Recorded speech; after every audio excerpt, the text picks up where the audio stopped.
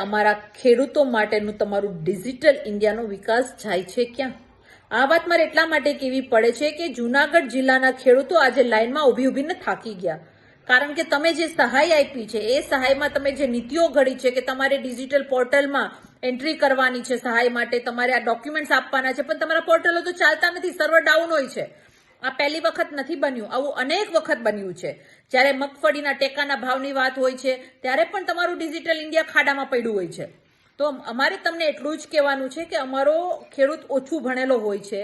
તમે ડિજિટલ ઇન્ડિયાના વિકાસની મોટી મોટી વાતો કરો છો તો અમારા ખેડૂત માટે પણ સરળ ટેકનોલોજી ડેવલપ કરો, સરળતા રાખો અને સર્વરો મજબૂત રાખો, જેથી કરીને ખેડૂતોને લાઇનમાં ના ઊભવું પડે.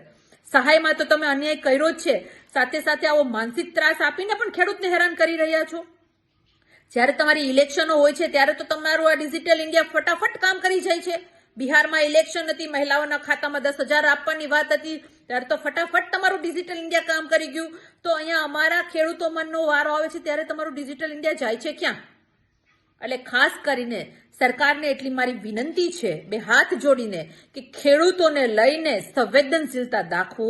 ખેડૂતોને લઈને તમારે જે સરળતા ઊભી કરવી જોઈએ, એના ડોક્યુમેન્ટ્સને લઈને સરળતા ઊભી કરવી જોઈએ, જેથી કરીને સહાય ત્વરિત અને તાત્કાલિક મળે એવો રસ્તો અપનાવવો જોઈએ. એના બદલે આટી ઘૂંટીમાં નાખી અને વધારે તમે જે ખેડૂતોને પરેશાન કરો છો, પરેશાન કરવાનું બંધ કરો. આ